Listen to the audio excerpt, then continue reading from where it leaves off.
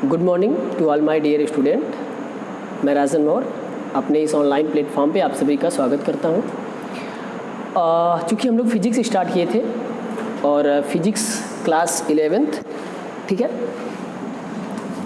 आप लोग को क्लास 11th की मैं फ़िज़िक्स पढ़ा रहा था और उस पहले लेक्चर में जो है मैंने फ़िज़िक्स के बारे में थोड़ा सा डिस्क्राइब किया था और उसमें मैंने फ़िज़िक्स का डेफिनेशन बताया था, फ़िज़िक्स वर्ड की डिस्कवरी कैसे हुई, डेरिवेशन कैसे हुआ।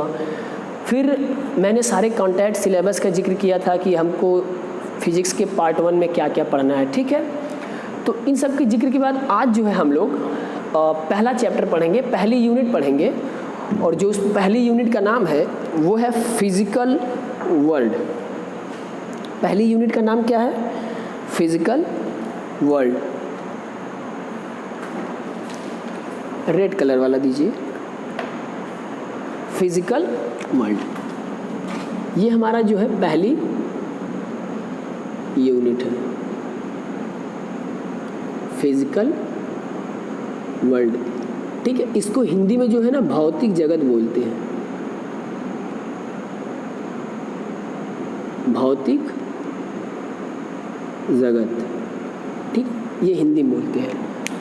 तो फिज़िकल वर्ल्ड, तो मैंने बताया था ना कि फ़िज़िकल वर्ल्ड में हमको सबसे पहले क्या पढ़ना है, थोड़ा सा फिज़िक्स के बारे में नॉर्मल इंट्रोडक्शन लेना है कि फ़िज़िक्स कैसे डिफ़ाइन की जाती है, फ़िज़िक्स की डेफिनेशन क्या है। तो इन सब सारी चीज़ों के बारे में मैंने पिछले लेक्चर में बता दिया है कि फ़िज़िक्स कैसे डिराइव्ड हुआ, कैसे हम लोग उसकी डेफिनेशन बताते हैं। उसके बाद मैंने बताया था कि इसमें कुछ फंडामेंटल लॉज पढ़ने हैं, यानी कुछ नेचुरल लॉज पढ़ने हैं, कैसे उनके नेचर होते हैं, कैसे उनकी प्रकृति होती है। और उसमें जो है उसके अलावा कुछ फंडामेंटल फोर्सेस पढ़ने थे, यानी कौन कौन से फोर्सेस हैं जिनको हम इस चैप्टर में पढ़ेंगे। हालांकि पहले चैप्टर में ना केवल आपका थोड़ा सा इंट्रोडक्शन है।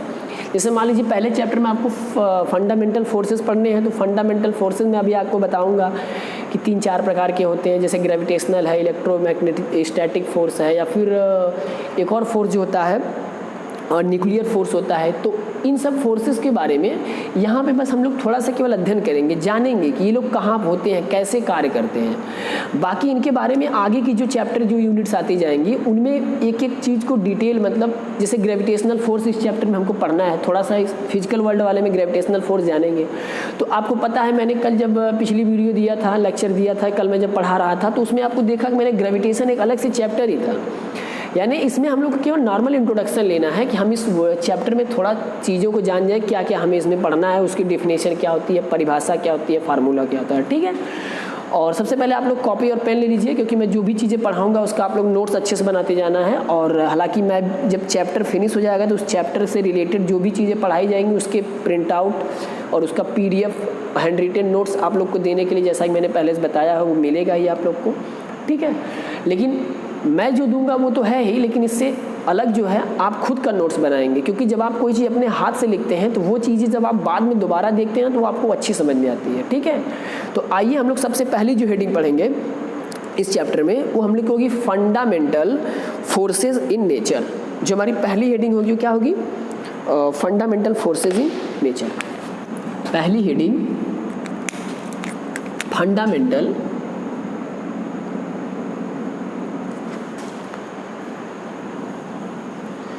फंडामेंटल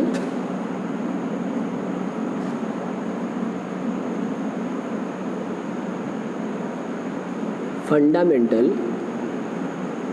फोर्सेस इन नेचर, यानी नेचर में कौन कौन से फोर्सेस हैं जिनको हम फंडामेंटल फोर्सेस बोलते हैं, ठीक ना। अच्छा, फंडामेंटल फोर्सेस के जो है हम, और फंडामेंटल क्या, फोर्स का मतलब यहाँ समझिए, फोर्स को जो है हम एक दूसरा नाम इंटरैक्शन भी बोलते हैं, इंटरैक्शन, ठीक है, इंटरैक्शन यानी अगर कहीं पे फंडामेंटल फोर्सेस लिखा है तो हम उसको फंडामेंटल इंटरैक्शन भी बोल सकते हैं। फोर्स मतलब क्या होता है, किसी चीज़ को हम बॉडी पे है, कोई ऑब्जेक्ट होती है, कोई पर्सन होता है तो उस पर फोर्स लगाते हैं, यानी मतलब कांटेक्ट करते हैं, पुल करते हैं, ठीक है ना। तो यानी वहाँ पे टच होता है, इंटरैक्शन होता है, तभी वो चीज़ आगे पुश होती है या पीछे बैक साइड आती है। तो फोर्स का मतलब इंटरैक्शन, ठीक है। तो यानी फंडामेंटल फोर्सेस को हम फंडामेंटल इंटरेक्शन में कहते हैं, ठीक है। अब जो है फंडामेंटल फोर्स हम कहते किसे हैं, फंडामेंटल फोर्सेस इन नेचर तो हमको पढ़ना है। नेचर के मतलब हमारे जो आसपास का वातावरण यानी एटमॉस्फेयर है, उसमें वो कौन कौन से फोर्सेस हैं जो पाए जाते हैं, ठीक है। तो हम सबसे पहले ये जाने कि फंडामेंटल फोर्स क्या होता है। जब हम फंडामेंटल फोर्स जान जाएंगे तो हम अपने आसपास की दैनिक जीवन में या डेली लाइफ में जो कुछ भी चीज़ें देखते हैं उसके अकॉर्डिंग हम कह देंगे सर ये चीज़ जो है फंडामेंटल फोर्स में आएगी, ये चीज़ फंडामेंटल फोर्स में नहीं आएगी, ठीक है। तो सबसे पहले आप डेफिनेशन लिखिए, the force which act between the force, सबसे पहले आप लोग इसकी डेफिनेशन लिखिए, the force which act between the force which act, मैं ये बिटवीन लिख रहा हूँ लाजी, मैं आपको एक बार पहले लिख देता हूँ, लेकिन बता देता हूँ मैं कहीं भी अगर इस तरह से लिखता हूँ तो आप लोग समझिएगा मैं ये बिटवीन लिख रहा हूँ, ठीक ना। The force which act between, the force which act between two or more bodies of a matter, to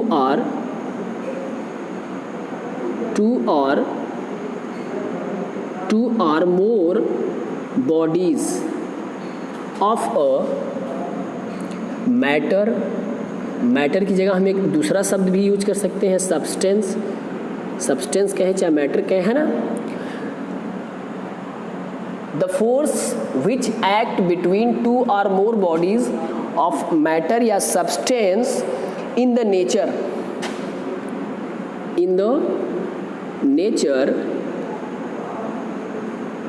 in the nature and mediated by one or more particle, and mediated by one or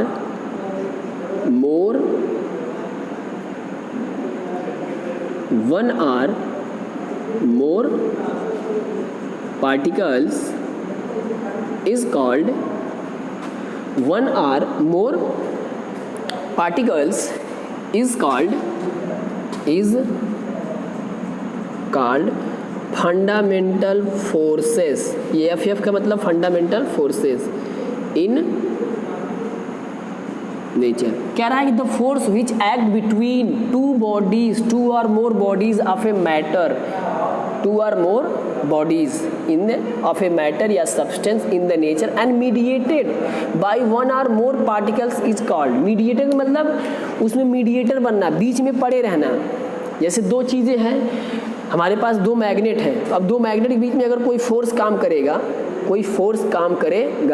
तो अगर वो force काम करेगा तो उसमें दोनों magnet जुड़े रहेंगे तभी काम करेगा। ऐसा नहीं हो सकता है कि हम इस मैग्नेट को एक बार ले गए और ले करके फिर दूर कर दें तो वो फिर फोर्स लगता रहे, ऐसा नहीं होगा। वो दोनों के बीच में मीडिएटर का काम करेगा, ठीक है।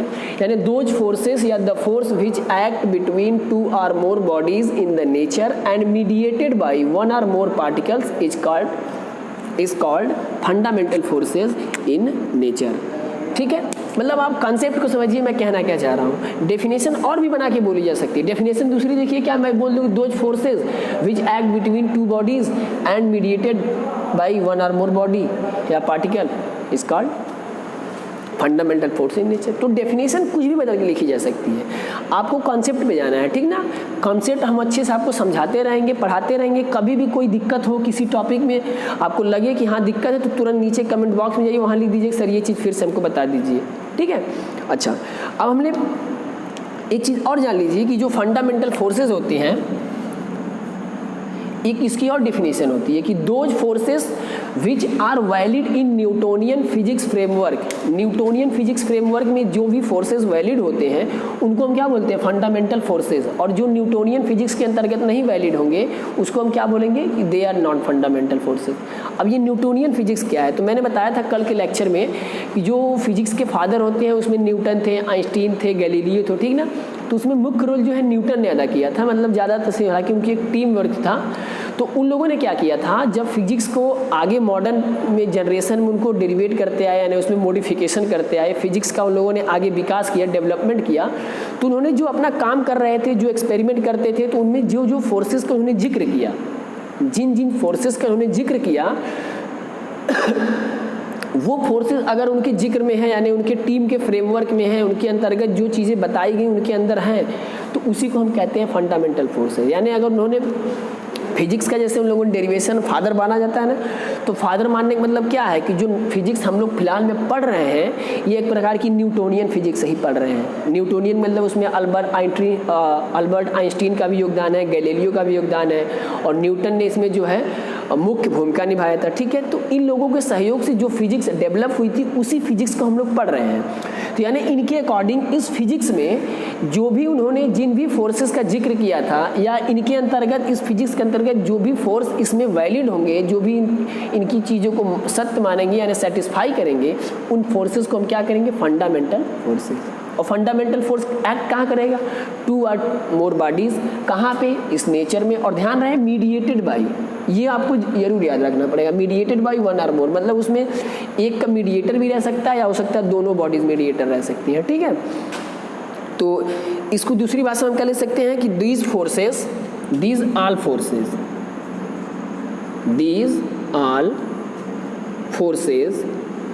Are valid, these all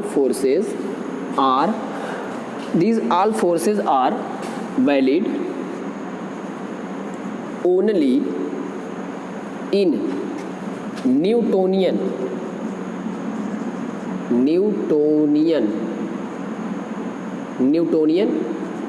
physics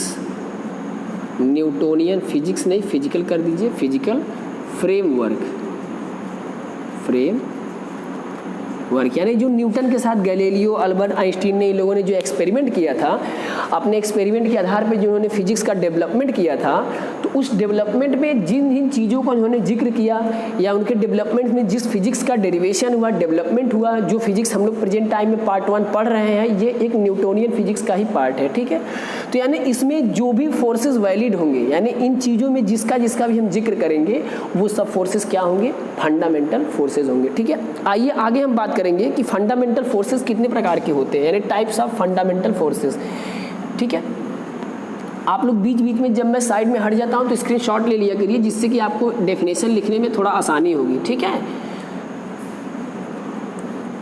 मैं बोर्ड के साइड में इसीलिए हटता हूं ताकि आप उस चीज़ को स्क्रीनशॉट ले सके, अच्छे से देख सके, समझ सके। ठीक है, यानी आगे हम लोग को क्या पढ़ना है? और टाइप्स ऑफ फंडामेंटल फोर्सेस। ठीक है, यानी फंडामेंटल फोर्सेस कितने प्रकार के होते हैं? Types of fundamental forces. ठीक है, तो देखिए यहाँ पे मुख्य रूप से जो फोर्सेस की हमने चर्चा किया है वो 3 फोर्स है, यानी जो न्यूटोनियन फिजिक्स के अंतर्गत 3 फोर्सेस का जिक्र किया था न्यूटन या अल्बर्ट या फिर गैलीलियो ने। वो कौन कौन सी फोर्सेस हैं? उन्हीं फोर्सेस को हम जो है इस पूरी टॉपिक, जो कि फिजिक्स पार्ट 1 है, जो कि मैंने बताया था कि आपके इसमें जितनी भी यूनिट्स हैं, उन सभी यूनिट्स में आप पूरी यूनिट पढ़ लेंगे, आप लास्ट तक देखेंगे कि जिस चीज़ का यहाँ पे जिक्र किया जाएगा वही फोर्सेज आएंगे। बहुत रेयर केस में कहीं 1 आध 2 इसके अलावा कोई बात किया जाए, तो मैं जो 3 फोर्सेज आपके सामने लिखूंगा उसी से रिलेटेड सारी चीज़ें रहती हैं। ठीक है, तो इसमें जो है पहला जो आपका फोर्स होगा, यानी हम कह सकते हैं कि fundamental forces are of 3 types. तो इसमें आप लिखिए कि these forces are of 3 types. ठीक है, अच्छा, किसी किताब में देखिए 4 भी लिखा होगा। ठीक है, एनसीईआरटी की बुक में भी कहीं कहीं पे 4 लिखा होता है, चूंकि नई किताबें जो मॉडिफाइड करके आ गई उनमें 3 ही लिखता है, लेकिन जो पुरानी वर्जन किताबें उनमें 4 लिखता है। उसके पीछे रीज़न क्या है मैं अभी आपको क्लियर कर दूंगा और बिल्कुल भी कन्फ्यूजन नहीं रहेगा। ठीक है, देखिए पहला जो फोर्स है ना आपका, वो है ग्रेविटेशनल फोर्स। Gravitational force. ठीक है, ग्रेविटेशनल फोर्स को हम दूसरे नाम से क्या बुलाते हैं? ग्रेविटी बोलते हैं ना, यानी इसको हम दूसरा नाम क्या बोलते हैं? ग्रेविटी बोल दिए। दूसरा जो उसको हमको फोर्स पढ़ना है वो है इलेक्ट्रोमैग्नेटिक फोर्स। इलेक्ट्रोमैग्नेटिक फोर्स दूसरा फोर्स कौन सा है? Electromagnetic force. और जो तीसरा फोर्स हमको इस चैप्टर में पढ़ना है वो है न्यूक्लियर फोर्स। कौन सा फोर्स है? Nuclear force. ठीक है, यानी हम न्यूक्लियर फोर्स को, यानी इन 3 फोर्सेस को इस चैप्टर में हम लोग जो है पढ़ेंगे। अब ध्यान दीजिए, ये जो न्यूक्लियर फोर्स होता है ना, ये दो प्रकार का होता है, यानी ये दो भागों में बटा होता है। ये न्यूक्लियर फोर्स जो होता है, एक वीक न्यूक्लियर फोर्स होता है, वीक न्यूक्लियर फोर्स, और जो दूसरा होता है वो होता है स्ट्रॉन्ग न्यूक्लियर फोर्स। यानी ये दो भागों में बट गया है। तो किताबों में जो पुराने वर्जन की बुक्स हैं उसमें आपको लिखेगा वीक न्यूक्लियर फोर्स, यानी थर्ड नंबर पे लिख देगा वीक न्यूक्लियर फोर्स, और फिर फोर्थ नंबर पे लिख देगा स्ट्रॉन्ग न्यूक्लियर फोर्स। जबकि ये दोनों चीज़ें कहाँ से मिली हैं? Nuclear force. अरे भाई, पहले न्यूक्लियर फोर्स आएगा तभी तो स्ट्रॉन्ग और वीक डेरिवेशन होगा। जैसे एसिड और बेस हम लोग पढ़ते हैं तो क्या हम सीधे कहते हैं कि नहीं हम एसिड, वीक एसिड अलग से पढ़ेंगे और स्ट्रॉन्ग एसिड अलग से पढ़ेंगे? नहीं, हम पहले एसिड पढ़ते हैं, फिर उसको क्लासीफाई कर देते हैं कि हाँ एसिड जो है दो प्रकार के होते हैं, एक स्ट्रॉन्ग होते हैं और एक वीक होते हैं। तो उसी प्रकार से न्यूक्लियर फोर्स होता है, और न्यूक्लियर फोर्स दो प्रकार का होता है, वीक और स्ट्रांग। इनके बारे में अभी हम आगे अध्ययन करेंगे इसी चैप्टर में, ठीक है। तो ये हमको तीन जो है फंडामेंटल फोर्सेस पूरी फिजिक्स पार्ट 1 में पढ़ना है। लेकिन जो आपका पहला चैप्टर यानी यूनिट 1 फिजिकल वर्ल्ड है, इसमें केवल इनकी डेफिनेशन आपको पढ़ना है, इनके बारे में नॉर्मल जानकारी रखनी है कि कहाँ कहाँ पे इनका प्रयोग होता है, किनके बीच में ये फोर्स काम करता है, और इनकी डेफिनेशन पढ़ लेना है। इसके बाद कैसे इनके फार्मूले, कैसे इनके जो है डेरिवेशन होता है। जैसे अभी मैं आपको ग्रेविटेशनल फोर्स पढ़ाऊंगा तो उसका फार्मूला आप लोग जानते होंगे, F=G(m1m2)/r²। आपने क्लास 9th में सुना होगा इस चीज़ को, मैं अभी फिर आपको सुनाऊंगा, आप लोग घबराइएगा नहीं। लेकिन जो ये चीज़ G(m1m2)/r² आया है वो कैसे आया है, कैसे इसका डेरिवेशन हुआ है, तो ये सारी चीज़ें आप ग्रेविटेशनल वाला जो चैप्टर होगा, यूनिट होगा लास्ट में ना, उसमें काफ़ी डिटेल पढ़ेंगे, ठीक है। लेकिन यहाँ पे हम लोग फिलहाल पढ़ेंगे। तो अब स्क्रीनशॉट ले लीजिए और लिख लीजिए इसको। अब जो है हम लोग की अगली हेडिंग होगी वो होगी, सबसे पहले हम लोग पढ़ेंगे ग्रेविटेशनल फोर्स। ग्रेविटेशनल फोर्स से पहले मैं आपको एक चीज़ थोड़ा सा बता देता हूँ कि ये जो फंडामेंटल फोर्सेस होते हैं इनके बारे में थोड़ा सा 2-4 लाइन और कुछ जान लीजिए, क्योंकि हम लोग इंट्रोडक्शन ही पढ़ रहे हैं, जानकारी पढ़ रहे हैं, तो क्या पढ़ा जाए, अच्छे से पढ़ लिया जाए इसके बारे में, ठीक है। और फंडामेंटल फोर्सेस की जब बात कर रहे हैं, ठीक है, तो देखिए फंडामेंटल जो फोर्सेस होते हैं ना, ये इंडिपेंडेंट होते हैं। फंडामेंटल फोर्सेस आर इंडिपेंडेंट, ठीक है। कहने का मतलब ये किसी भी चीज़ पे डिपेंडेंट नहीं होते। ऐसा नहीं है कि नहीं इनको हम आपस में, जैसे मान लीजिए दो मैग्नेट है, या मान लीजिए कोई हमने जैसे बॉडीज़ ही ले लिया है। आप लोग देखिए ना, अर्थ ग्रेविटी देखिए, जो भी चीज़ें ऊपर से छोड़ी जाती हैं वो भाग के कहाँ जाती है, नीचे गिरती है, तो वो भी एक ग्रेविटेशनल फोर्स है। अब क्या ऐसा बताइए, आप ग्रेविटेशनल फोर्स में आपको चीज़ फेंकनी पड़ती है, पकड़ के ले जाना पड़ता है। आप छत पर से अगर कोई चीज़ गिरा रहे हैं, कोई मान लीजिए टुकड़ा ही है ईंट का, तो आप अपने छत पर से, बिल्डिंग पर से छोड़ेंगे, वो अपने आप भाग के गिरे चल जाएगी। क्यों? क्योंकि उसमें अपने आप ग्रेविटेशनल फोर्स काम करने लगता है। अगर वहाँ पे ग्रेविटेशनल फोर्स डिपेंडेंट होता तो आपको वहाँ से पूरा बिल्डिंग पर से लेकर के उतरना पड़ता या कूदना पड़ता, और जो कि ऐसा हो नहीं सकता है। इसलिए हम लोग वहीं से छोड़ देते हैं और अपने आप फोर्स काम करने लगता है, वो उसको खींचने लगता है, और जिसके कारण चीज़ें या जो भी बॉडी रहती है वो आसानी से अर्थ के सरफेस पे आके गिर जाती है, ठीक है। तो कहने का मतलब जो फंडामेंटल फोर्सेस होती हैं वो इंडिपेंडेंट होते हैं, ठीक है। अभी मैंने जो है आपको 3 टाइप्स के फोर्सेस पढ़ाए हैं, 3 प्रकार के फोर्स पढ़ाए हैं, ठीक है। जो 3 टाइप्स के फोर्सेस होते हैं वो कौन कौन से मैंने बताया है। पहला जो फोर्स था वो ग्रेविटेशनल फोर्स था, ठीक है ना, यानी जो पहला फोर्स था वो ग्रेविटेशनल था, और दूसरा फोर्स जो मैंने बताया था वो इलेक्ट्रोमैग्नेटिक फोर्स था, और जो तीसरा फोर्स था वो न्यूक्लियर फोर्स था। तो अब मैं बात कर लेता हूँ कि इन तीनों में सबसे स्ट्रांग कौन है और सबसे वीक कौन है। चूँकि फोर्स है तो फोर्स में अभी स्ट्रांग भी हो सकता है, कोई वीक भी हो सकता है, ठीक है, कोई ज़रूरी नहीं कि सब लोग एक ही समान हो। तो हम इसमें बात कर लेते हैं इनकी टेंडेंसी कितनी होती है, यानी। और सबसे पहली बात ये जानिए कि जो तीनों फोर्स यहाँ पे लिखे गए हैं ना, ये तीनों के तीनों अट्रैक्टिव फोर्स हैं। इनमें रिपल्सिव बहुत रेयर केस में आएगा। कब आएगा? ये इलेक्ट्रोमैग्नेटिज्म में अभी जब आपको डिटेल में पढ़ाऊंगा कि इलेक्ट्रोमैग्नेटिज्म, इलेक्ट्रिक और मैग्नेट, जहाँ पे मैग्नेट रहेगा नॉर्थ और नॉर्थ सामने आएंगे तो वहाँ पे रिपल्सन हो जाएगा। तो ये चीज़ मतलब बहुत रेयर केस में आएगी। जहाँ तक कि आप फिजिक्स पार्ट 1 में जितने भी फोर्सेस, फंडामेंटल फोर्सेस पढ़ेंगे वो सभी के सभी फोर्सेस मान के लिए कौन से फोर्सेस होंगे?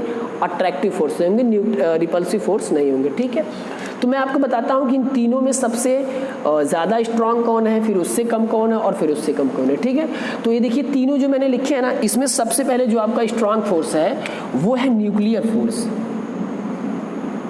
न्यूक्लियर फोर्स, अच्छा कहीं कहीं किताबों में ना केवल न्यूक्लियर फोर्स नहीं लिखता है, वो लिखता है पूरा न्यूक्लियर फोर्स ऑफ अट्रैक्शन। तो अब आप समझदार हो गए हैं, ठीक है ना।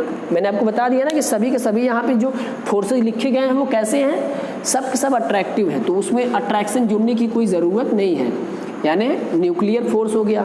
अच्छा न्यूक्लियर फोर्स के बाद जो है जो दूसरे नंबर पे आता है वो है इलेक्ट्रोमैग्नेटिक फोर्स, यानी जो दूसरे नंबर पे आएगा वो इलेक्ट्रोमैग्नेटिक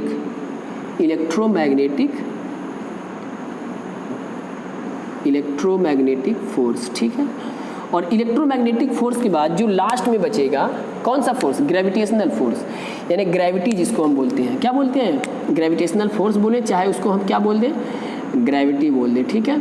तो ये जो है इनका क्रम होता है इस प्रकार से, यानी सबसे जो स्ट्रांग होगा वो न्यूक्लियर फोर्स होगा, न्यूक्लियर फोर्स के बाद जो क्या होगी, इलेक्ट्रोमैग्नेटिज्म होगा या उसको इलेक्ट्रोमैग्नेटिक फोर्स कहते हैं, और फिर उसके बाद सबसे लास्ट में ग्रेविटी। यानी अगर हम बात करें कि जो हमने 3 फंडामेंटल फोर्सेस पढ़ने हैं, अगर उन तीनों फंडामेंटल फोर्सेस में हमको ये जानना होगा सबसे स्ट्रांग कौन होगा तो न्यूक्लियर फोर्स, और सबसे वीक कौन होगा तो वो होगा ग्रेविटेशनल फोर्स यानी ग्रेविटी, ठीक है।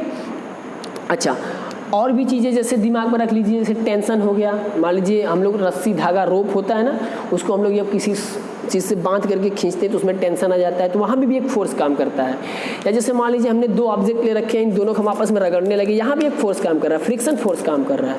या कोई भी चीज़ आपस में कॉन्टैक्ट में जैसे आ जा रही है और कॉन्टैक्ट के बाद वो क्या हो रहा है, आपस में जो है फिर छूट नहीं रहे, यानी आपस में कंबाइंड हो गए, तो वहाँ पर भी एक तरह का कॉन्टैक्ट फोर्स हो जाता है। और विस्कोसिटी होती है, जैसे लिक्विड में मैं आपको पढ़ाऊंगा, आगे बताऊंगा कि लिक्विड जो होते हैं एक दूसरे में जब फ्लो करते हैं तो वो एक लेयर में फ्लो करते हैं, यानी एक के ऊपर एक लेयर्स के रूप में लिक्विड्स फ्लो करते हैं, तो उनके लेयर्स के बीच में भी फ्लो वहाँ पे फोर्स, तो उसको विस्कोसिटी बोलते हैं या विस्कस फोर्स कहते हैं। तो यानी कॉन्टैक्ट, फ्रिक्शन, विस्कस, या फिर हम बात करें तो टेंशन या स्प्रिंग फोर्स, ये जितने फोर्सेस होते हैं ये सब के सब नॉन फंडामेंट, ठीक है, सब के सब किस में चले जाएंगे, नॉन फंडामेंटल फोर्सेस में चले जाएंगे। फंडामेंटल में हमको बस 3 ही मुख्य रूप से याद ही रखना है, किताब में 4 दिया होगा, पहला कौन दिया रहेगा, ग्रेविटेशनल, दूसरा इलेक्ट्रोमैग्नेटिक, और तीसरा जो बुक में दिया होगा वो होगा वीक न्यूक्लियर, और चौथा जो होगा स्ट्रॉन्ग न्यूक्लियर। लेकिन हमको 3 ही याद रखना है, ग्रेविटेशनल, इलेक्ट्रोमैग्नेटिज और न्यूक्लियर, क्योंकि न्यूक्लियर 2 प्रकार का होता है, स्ट्रांग और वीक, तो उसको हमको 4 बोलने की ज़रूरत नहीं है। चलिए आगे जो हम लोग अब पढ़ेंगे सबसे पहले, और वो हमारी नेक्स्ट टॉपिक होगी ग्रेविटेशनल फोर्स, ठीक है। अब हम एक एक चीज़ों को धीरे धीरे पढ़ते चलेंगे यहाँ से, और सारी चीज़ें जो है आप लोग अच्छे से नोट्स बनाते जाइए, पढ़ते जाइए। किसी भी प्रकार का कोई समस्या हो तो नीचे कमेंट बॉक्स में बताइए, या हमारे व्हाट्सएप नंबर पे भी आप कांटेक्ट कर सकते हैं, या कांटेक्ट नंबर कॉल जिससे आप करके मिल सकते हैं, बता सकते हैं क्या समस्या क्या दिक्कत है, ठीक है। आप लोग की पूरी सुविधा की जाए, व्यवस्था की गई है यहाँ पे आप लोग की मदद करने के लिए, ठीक है। किसी भी प्रकार का आपको कोई डाउट नहीं रहेगा, किसी भी प्रकार की यहाँ पे कोई भी अचूक नहीं होगी, कोई भी चीज़ छोड़ी नहीं जाएगी। जो चीज़ें आप ऑफलाइन में पढ़ते थे ना, उससे बेहतर चीज़ आपको यहाँ पे दी जाएगी। A to Z सारी चीज़ें पढ़ाई जाएंगी, आपका बिल्कुल कॉन्सेप्ट क्लियर किया जाएगा। उसके बावजूद भी अगर आपको कोई चीज़ लगता है कि नहीं डाउट में है, तो आप उसको बताएंगे, हम अगले लेक्चर में उसको फिर से पढ़ा देंगे, रिवाइज कर देंगे, या हो सकता है हम आपसे पर्सनली कांटेक्ट करके, कॉल करके, वीडियो कॉल करके हो सकता है हम आपको समझा दें, ठीक है।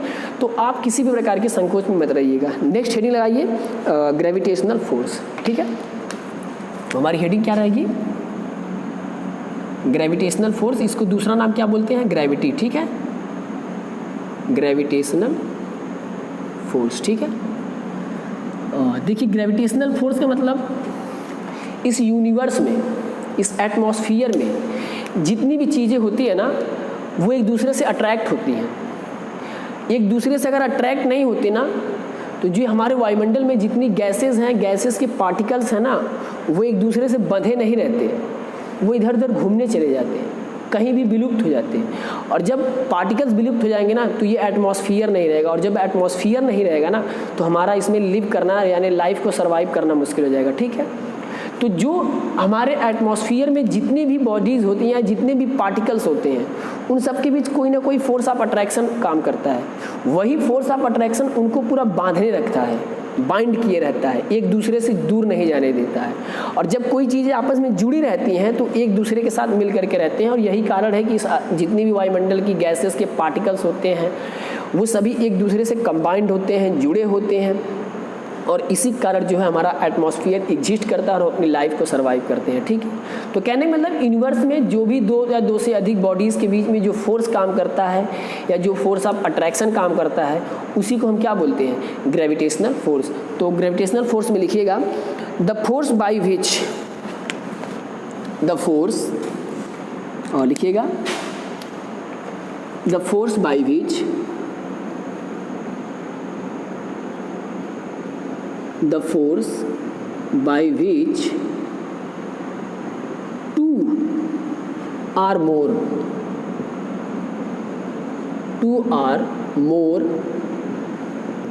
objects, या फिर इसके जगह बॉडीज़ आप बोल सकते हैं, है ना, या फिर पार्टिकल्स बोल सकते हैं। ध्यान रहे जो भी बॉडीज़ रहेंगे या जो भी पार्टिकल्स रहेंगे सब के सब न्यूट्रल रहेंगे। ठीक ना, ऐसा ना हो कि हमने पार्टिकल बोल दिया तो अब इलेक्ट्रॉन प्रोटॉन को आपस में मिला करके कहिए सर जी यहाँ पे ग्रेविटेशनल फोर्स काम कर रहा है। नहीं, इलेक्ट्रॉन प्रोटॉन की जगह वो न्यूक्लियर फोर्स आ जाएगा, अलग फोर्स आ जाएगा, इलेक्ट्रिक फोर्स आ जाएगा। ठीक है, क्योंकि वो चार्ज हो जाएंगे सब। ठीक ना, पार्टिकल या बॉडी या ऑब्जेक्ट वो चीज़ें कैसी होनी चाहिए, न्यूट्रल होनी चाहिए। ठीक है, यानी उस पर कोई चार्ज नहीं होना चाहिए। ठीक है, तो टू और मोर बॉडीज़ या पार्टिकल्स और थिंग्स, यहाँ पे एक चीज़ और पूछ सकते हैं, थिंग्स। ठीक ना, ऑब्जेक्ट के अलावा things attracts each other, attracts each other, attracts each other in the atmosphere, in the atmosphere is called gravity भी आप लोग लिख सकते हैं नॉर्मल, या फिर ग्रेविटेशनल फोर्स भी लिख सकते हैं। ठीक ना, जो भी आपकी इच्छा करे, मन करे आप अपने हिसाब लिखिए। ग्रेविटेशनल फोर्स, ग्रेविटेशनल फोर्स को शॉर्ट फॉर्म में क्या बोलते हैं, ग्रेविटी,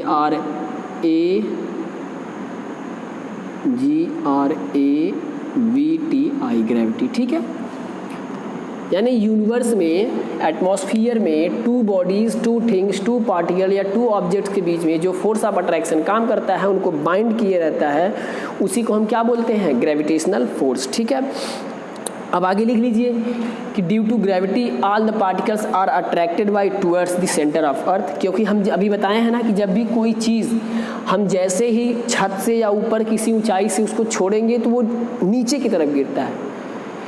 ऐसा क्यों नहीं हो सकता है कि वो बॉडी जब हम छोड़े तो ऊपर की तरफ चल जाए, क्योंकि फोर्स ऑफ अट्रैक्शन काम करता है। और फोर्स ऑफ अट्रैक्शन किधर काम करता है, जो अर्थ का सेंटर होता है उधर, तो अर्थ के सेंटर की तरफ गिरता है, इसीलिए वो उसको खींचने का काम करती है। अर्थ का सेंटर जो होता है ग्रेविटेशनल फोर्स के माध्यम से उस ऑब्जेक्ट को क्या करता है, खींचने का काम करता है, अपनी तरफ अट्रैक्ट करता है। और इसी वजह से ऑब्जेक्ट किसी हाइट से छोड़ी जाती है तो वो नीचे की तरफ आती है, न कि ऊपर की तरफ जाएगी।